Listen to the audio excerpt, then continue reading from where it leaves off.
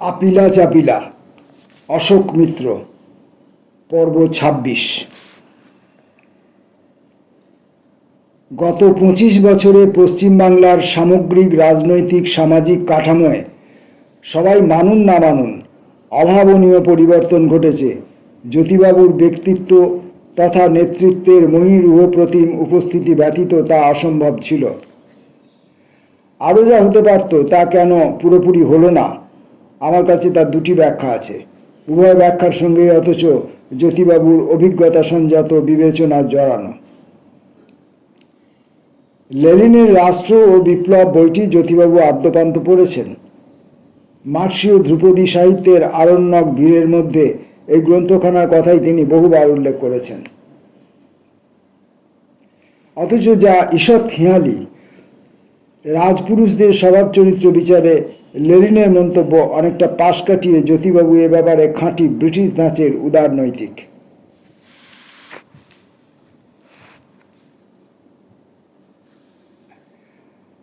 আমলাদের আলাদা কোনো পছন্দ বা প্রবণতার কথা আমল দিতে বরাবরই তার ঈষৎ অনীহা।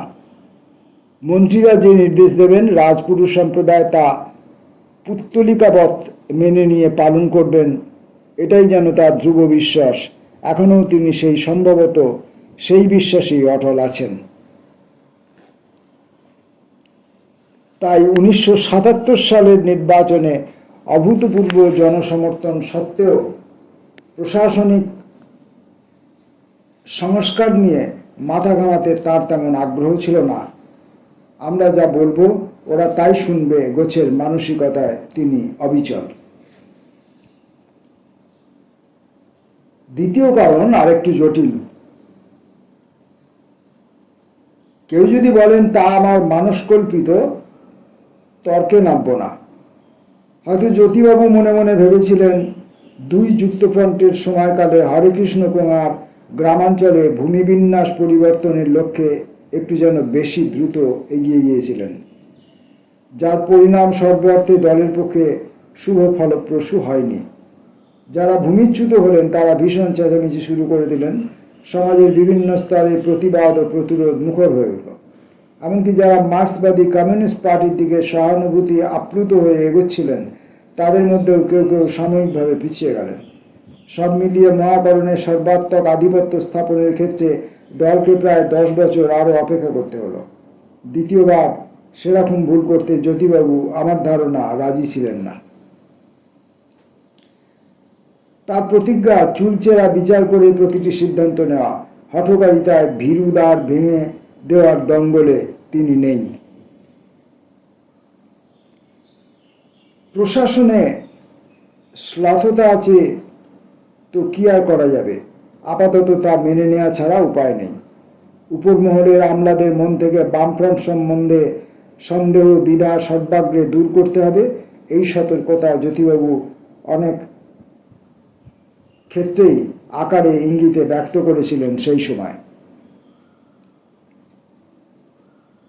এমন নয় যে সমস্যার আকীর্ণতা সম্পর্কে তিনি আদৌ ভিন্ন মত পোষণ করতেন, বরঞ্চ তার বিশ্লেষণ দক্ষতা ও দূরদর্শিতা বোধ আমাকে ছাড়িয়ে। ৭৭ সালে বামফ্রন্ট সরকারের দায়িত্বভার গ্রহণের পূর্ববর্তী দীর্ঘ 15 বছর জুড়ে পশ্চিমবাংলায় বিদ্যুৎ উৎপাদন ক্ষমতা বৃদ্ধির জন্য আদৌ কোনো পরিকল্পনা গ্রহণ করা হয়নি। 69 সালে দ্বিতীয় যুক্তফ্রন্টের স্বল্পকালীন ঋতুতে রাজ্য সরকারের পক্ষ থেকে কাতর আবেদন পাঠানো হয়েছিল প্রধানমন্ত্রী তথা যোজনা কমিশনের সভানেত্রীর কাছে। ইন্দিরা গান্ধী অল্প কথায় জবাব দিয়েছিলেন, পশ্চিমবাংলার চিন্তার কারণ নেই, রাজ্যে বিদ্যুৎ ঘাটতি দেখা দিলে দেশের অন্যত্র উৎপাদিত বিদ্যুৎ থেকে তা পূরণ করা হবে। প্রতিশ্রুতি সার। বছরের পর বছর, দিনের পর দিন, রাতের পর রাত কলকাতায় মফস্বলে নিকষ অন্ধকারের রাজত্ব।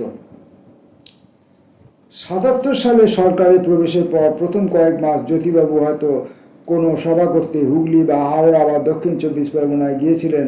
সন্ধ্যা একটু গাঢ় হলে ফেরার পথে মাঝে মাঝে খানিকক্ষণের জন্য আমাদের ফ্ল্যাটে বসে যেতেন। শখেদে চিন্তায় আকুল হয়ে বলতেন, 20-25 মাইল এলাম, পুরোটা অন্ধকার। ওরই কাছাকাছি সময়ে এক অপরাহ্নে দিল্লির হাওয়া ইয়াড্ডার সুসজ্জিত অপেক্ষা কক্ষে দুজনে বসে আছি, কলকাতার বিমান ধরব। হঠাৎ তিনি মুচকি এসে আমার দিকে তাকিয়ে বললেন, এই যে বিরাট আরামের মধ্যে এই ঘরে আমরা দুজনে ডুবে আছি, ভাবুন তো একবার, কল্পনা করুন আপনি বামফ্রন্টের মন্ত্রী নন, কংগ্রেসের মন্ত্রী, তাহলে রাজ্যে কারখানা বন্ধ হয়ে যাচ্ছে, লক্ষ লক্ষ বেকার, এত বিদ্যুৎ সংকট, এত দারিদ্র্য, বুভুক্ষা, এ সমস্ত কোনো কিছু নিয়েই আপনাকে চিন্তা করতে হতো না।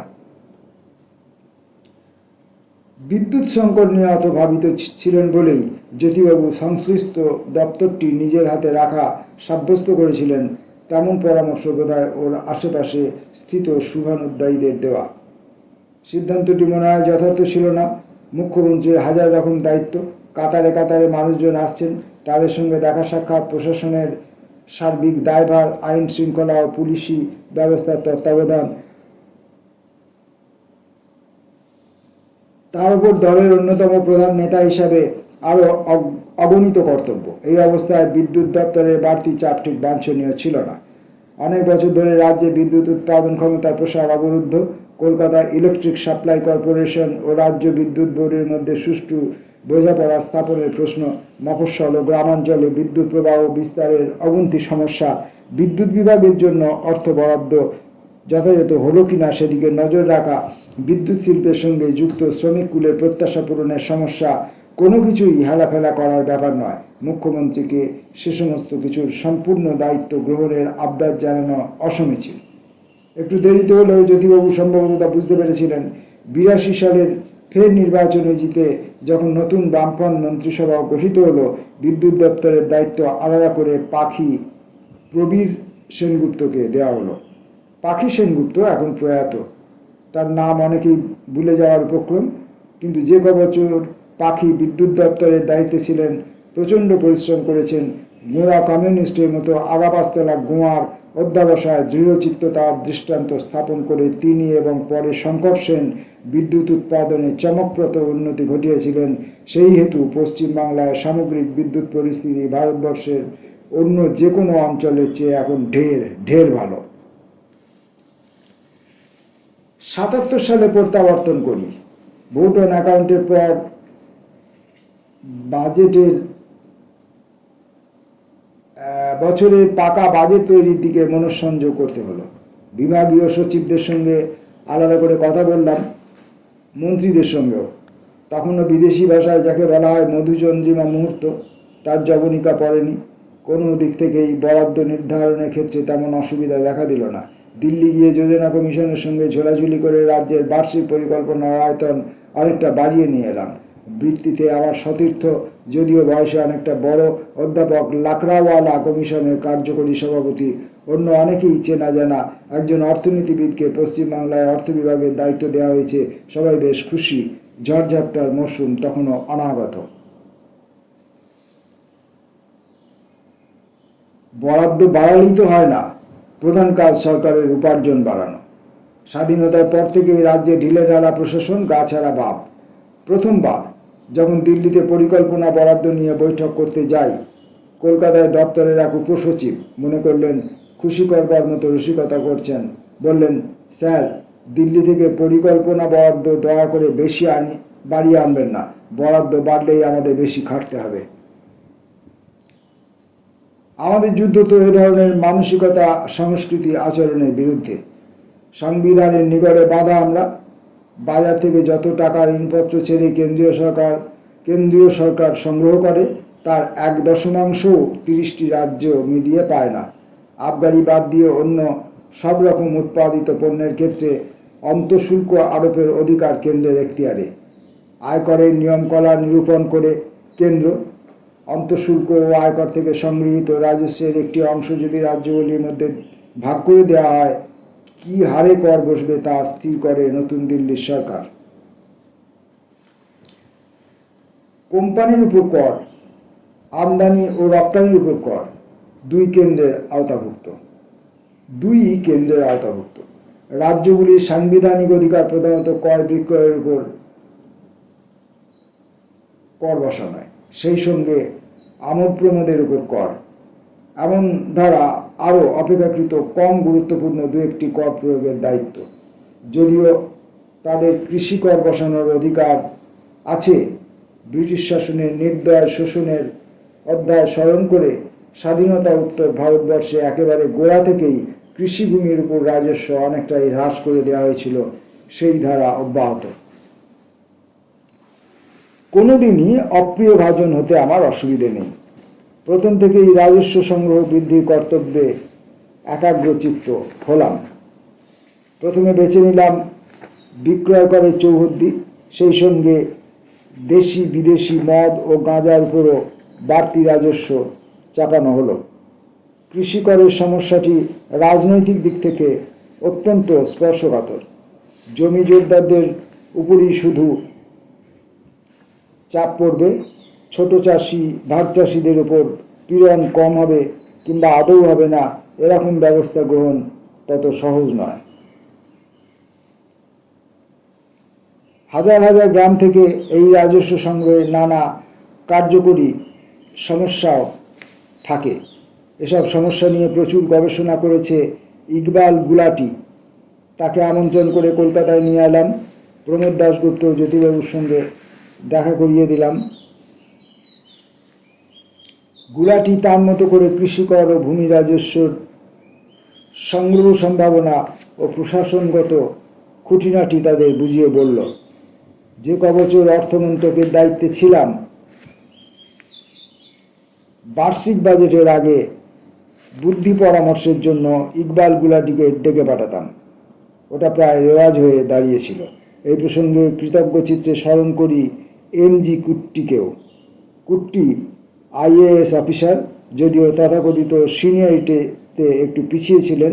তার বুদ্ধিমত্তা ও পরিশ্রম ক্ষমতা সম্বন্ধে নিঃসংশয় হয়ে কয়েক মাসের মধ্যেই তাকে অর্থ সচিব পদে নিয়োগ করা হলো। ৭৭ সাল থেকে ৮৬ সাল, মোটামুটি এই দীর্ঘ সময় শেষ দিকটা বাদ দিয়ে কুট্টি অর্থ বিভাগের প্রশাসনিক দায়িত্বে থেকে আমাকে সাহায্য করেছেন। মন্ত্রীকে যথাযথ সম্মান দিতে তাঁর দিক থেকে কোনো ত্রুটি ছিল না। তা সত্ত্বেও আমাদের ব্যক্তিগত সম্পর্ক ক্রমে ক্রমে বন্ধুত্বের পর্যায়ে উন্নীত হয়েছিল। তার অকাল প্রয়াণে মর্মন্তুদ আঘাত পেয়েছিলাম। আমার মেয়াদের শেষ ১.৫-২ বছর যিনি অর্থসচিব ছিলেন, প্রদ্যোৎ সরকার, স্থিতধী মানুষ, তার কাছ থেকেও অঢেল সাহায্য পেয়েছি।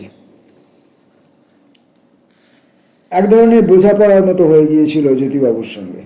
অর্থমন্ত্রী ও অর্থমন্ত্রককে কেউই বিশেষ পছন্দ করেন না। পৃথিবীর ইতিহাসে জনপ্রিয় অর্থমন্ত্রী বিরল জীব। যে কোনো দেশেই অর্থমন্ত্রী সাধারণত কয়েক বছরের বেশি টেকে না। আমাদের দেশেও তার তেমন ব্যতিক্রম ঘটেনি। জ্যোতিবাবুকে বললাম, অর্থমন্ত্রীকে গালমন্দ দিতে ক্ষতি নেই, মুখ্যমন্ত্রীর ক্ষেত্রে অবশ্য অন্য কথা। অন্যায় ও অযৌক্তিক অনুরোধ এলে আমি প্রত্যাখ্যান করব। পরে বৃহত্তর স্বার্থে তাদের দু একটি যদি মঞ্জুর করতে হয়, স্বয়ং মুখ্যমন্ত্রী তা করবেন। অন্য একটি কথাও এই সুযোগে যোগ করা কর্তব্য মনে করেছি। রাইটার্স বিল্ডিংয়ে ঢোকার কয়েকদিনের মধ্যেই জ্যোতিবাবু আমাকে কথা প্রসঙ্গে বলেছিলেন, আমার নাম করে চেনা জানা কিংবা সম্পূর্ণ অচেনা যে কেউই যদি আপনার কাছে কোনো দরবার করেন, প্রতিটি ক্ষেত্রেই সেই আবদার বাতিল করে দেবেন। মহাকারণে মনঃসংযোগ সহকারে কাজ করবার অসুবিধা দেখা দিল অন্য দিক থেকে। উদাহরণসহ বোঝাচ্ছি। মুখ্যমন্ত্রীর ঘরে বাজেটের কোনো জটিল সমস্যা নিয়ে নিভৃতে হয়তো কথা বলছি, এমন সময় ঝড়ের মতো দরজা ঠেলে জনৈক মন্ত্রীর প্রবেশ। তিনি এক শরিক দলের। বাজারে কোনো দিনই তার ঠিক সুনাম নেই, তার দলেও নেই, কিন্তু অনেক বছর ধরে জ্যোতিবাবুর কাছে প্রশ্রয় পেয়ে এসেছেন। জনশ্রুতি, মন্ত্রীর পদ অপব্যবহার করে তিনি প্রচুর টাকা তুলেছেন, খানিকটা ভাগ নিজের দলকে দিচ্ছেন, দলও তাই তেমন অখুশি নয়। মন্ত্রীপ্রভা ঢুকলেন, সঙ্গে খেলার জগতের এক চাই, সর্বযুগের সর্বোত্তম ফুটবল খেলোয়াড় নাকি কলকাতায় আসছেন। তাকে কি কি রাজকীয় সম্বর্ধনা দেওয়া যায় তা নিয়ে তারা মুখ্যমন্ত্রীর সঙ্গে আলোচনায় ইচ্ছুক। বাজেটের জটিল সমস্যা নিয়ে আমার সংগোপন প্রশ্নাবলী শিখেই তোলা থাক। কে জানে, আমার এ ধরনের অসন্তোষ অভিযোগই সম্ভবত বাড়াবাড়ি। রাজনীতির প্রাঙ্গণে যারা দীর্ঘ সময় কাটিয়েছেন, লঘু ও গুরুর মধ্যে মিহিন পার্থক্য টানতে তাদের নানা ব্যবহারিক অসুবিধা আমার কাছে যা দৃষ্টিকটু, তাদের কাছে তা স্বাভাবিক। গুরুত্বপূর্ণ রাজনৈতিক বৈঠকে বসেও দেখেছি, আধ ঘন্টা আলোচনা হয়েছে কি হয়নি, হঠাৎ বিভিন্ন দিক থেকে শোর উঠল, চা কোথায়, মিষ্টি কোথায়। শুধু শরিক দলের ওই মন্ত্রীকে একা বানবৃদ্ধ করে লাভ নেই, ব্যাধিটি প্রায় সর্বব্যাপী। তবে ওই ভদ্রলোক সম্বন্ধে এটুকু অন্তত বলা চলে, তিনি ছিলেন ঊর্ধ্ব হিতাহিত, ন্যায় অন্যায়, ভালো মন্দ, সত্য মিথ্যার মধ্যে প্রভেদ টানতে পারতেন না। একেবারে হালে আরও একজন দুজন মন্ত্রীকে দেখেছি, বামফ্রন্টের প্রধান দলের মধ্যেও দেখেছি, যারাও এই বিভক্তিকরণে সম্পূর্ণ অপারগ।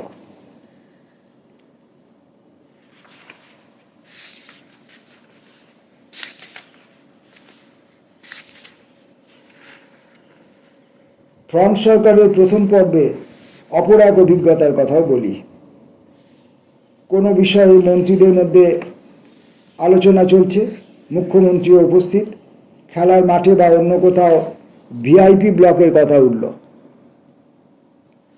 সবিনয় বললাম, আমার সরকার বামপন্থী আদর্শে বিশ্বাসী, সাম্যবাদে বিশ্বাসী, ভিআইপি নামা এই কলোনিয়াল বস্তুটি এবার তুলে দেয়া যাক। জনসাধারণ তা পছন্দ করবেন। আদর্শের প্রতি আমাদের আস্থা ছিল, তার আমরা প্রমাণ দাখিল করতে পারব। যেন মৌচাকে ঢিল পড়ল। বেশ কয়েকজন মন্ত্রী আমার আহাম্মকির নিন্দায় মুখর হলেন। সবচেয়ে উচ্চ বজ্রনীনাদ এক শরিক দলের মন্ত্রীর বাজারে তখন তার ঘোর বিপ্লবী, প্রায় নকশাল বলে পরিচিত। আমার নোটে গাছটি মরল। ভিআইপি উপাসনা গত 25 বছরে তো বহুগুণ প্রসারিততর হয়েইছে। সমান খারাপ লাগতো মন্ত্রীদের আলো জ্বালিয়ে, ভেপু বাজিয়ে, রক্ষী পরিবৃত হয়ে গাড়িতে পরিভ্রমণ। সমান খারাপ লাগতো মন্ত্রীদের আলো জ্বালিয়ে, ভেপু বাজিয়ে, রক্ষী পরিবৃত হয়ে গাড়িতে পরিভ্রমণ। যে কবছর মহাকরণে ছিলাম, দায়ে না পড়লে গাড়ির চালকে কোনোদিনও আলো জ্বালাতে বা ভেপু বাজাতে দিইনি। আর রক্ষী তো আমার কোনো কালেই ছিল না। একমাত্র সঞ্চয়িতা পর্বে যে কাহিনীতে পরে আসছি, প্রমোদবাবুর গাড়িতে রক্ষী নেওয়ার জন্য আমাকে নির্দেশ দিয়েছিলেন, তবে সেই নির্দেশ 6 মাসের বেশি পালন করিনি। ততদিনে ওই বিশেষ উপদ্রবটিও থিতিয়ে এসেছিল। একমাত্র মুখ্যমন্ত্রীর ক্ষেত্রে নিয়মের কড়াকড়ি বুঝতে পারি, অন্য মন্ত্রীদের ক্ষেত্রে আলো বা ভেপুর প্রয়োজন আদৌ আছে বলে এখনও মনে হয় না। হিসেব করে দেখেছি, কলকাতার রাস্তায় 5 মাইল অতিক্রম করতে গেলে আলো বা ভেপুর প্রয়োগ না করলে বড়জোর 5 মিনিট বাড়তি সময় লাগে গন্তব্যস্থলে পৌঁছতে। সেটা এমন কিছু গুরুতর ক্ষতি নয়, 5 মিনিট আগে বেরোলেই তো হয়। সম্প্রতি এক মন্ত্রীর কথা শুনতে পাই, তিনি প্রাতঃভ্রমণে বেরোন, সামনে 2 কনস্টেবল, পিছনে আরও 2। যা আরও মারাত্মক কথা, মন্ত্রীমশাই বেড়ানোর ফাঁকে ফাঁকে মাঝে মাঝে থেমে গিয়ে একটু ডন বৈঠক করেন। তখন নাকি ওই 4 কনস্টেবল তাকে অনুসরণ করে ডন বৈঠকে ব্যাপৃত হন। ওয়াজেদ আলী সাহেবের সাদেকিয়া লিখিয়েছিলেন, অনাদি অনন্ত ভারতবর্ষ ঐতিহ্যের উপসংহার নেই। এখন অবশ্য ধুয়ে উঠেছে মন্ত্রীরা সন্ত্রাসের শিকার হতে পারেন, অতএব সুরক্ষা চাই। আমরা সারা অন্তঃকরণ জুড়ে, আমার সারা অন্তঃকরণ জুড়ে আপত্তি। যদি জনগণের মন্ত্রী বলে নিজেদের দাবি করি, প্রহরার ঘেরাটোপ সম্পর্কে বিতৃষ্ণতার ভাব পোষণ করাই স্বাভাবিক। যদি তার অন্যথা ঘটে, তাহলে বৃথাই জনগণের সঙ্গে মাছের মতো মিশে যাওয়ার অঙ্গীকার। তবে ধরেই নিচ্ছি, আমার সঙ্গে অনেকেই একমত হবেন না। ওই কয় বছর জ্যোতিবাবুকে খুব কাছ থেকে দেখেছিলাম বলে একটি দুটি অন্য প্রসঙ্গ উত্থাপন করতে চাইছি। জননেতা হিসেবে তাঁর এন্তার বক্তৃতা বহুদিন ধরে শুনেছি। কাটা কাটা অর্ধসমাপ্ত বাক্য, শ্লেষের ফুলঝুরি, অন্যকে হাসান, নিজে কখনো হাসেন না। অথচ সব মিলিয়ে পুরো ভাষণে যুক্তির গ্রন্থন, আবিষ্কারান্তে তৃপ্ত হতেই হয়। মহাকরণের অলিন্দে ওর বলার আদল একটু অন্যরকম, তা সে বাংলাতেই হোক বা ইংরেজিতে। শ্লেষ বিদ্রুপের লেশমাত্র নেই। যে বিষয়ে আলোচনা হচ্ছে তার নির্যাসটুকু স্বচ্ছন্দ বাক্যবন্ধে তুলে আনছেন। তার এই অনায়াস সাচ্ছল্য প্রতিবার মস্ত বিস্ময়জনক বলে ঠেকত। আলোচ্য বিষয় নিয়ে হয়তো তার কোনো পূর্বচর্চা নেই, কিছুই যায় আসে না তাতে। অর্থনীতি সংক্রান্ত বিষয় হোক কিংবা সেচের প্রসঙ্গ, জল নিকাশের বা রাস্তা তৈরির ব্যাপার, তিনি সঙ্গে সঙ্গে সমস্যার গভীরে চলে যেতে পারেন, যা আমার কাছে অন্তত বারবার প্রমাণ করত সাধারণ কাণ্ডজ্ঞানের বাইরে বিশেষ বিস্ময়াশ্রিত জ্ঞান বিজ্ঞানের অনুশীলন তেমন জরুরি নয়, অন্তত ফলিত রাজনীতির ক্ষেত্রে তো নয়। প্রায় অর্ধ শতাব্দী ধরে কেন্দ্রে এবং অন্যান্য রাজ্যে বিভিন্ন দলের অনেক রাজনৈতিক নেতার সঙ্গে পরিচয় ঘটেছে। জ্যোতিবাবুর তুল্য বুদ্ধির প্রাচুর্য কারোর মধ্যেই তেমন লক্ষ্য করিনি। ব্যতিক্রম অনেকে হয়তো শুনে একটু অবাক হবেন। মধ্য পর্যায়ের ইন্দিরা গান্ধী ও জগজীবন রাম মুখ্যমন্ত্রীদের মধ্যে রাজস্থানের মোহনলাল সুখারিয়া।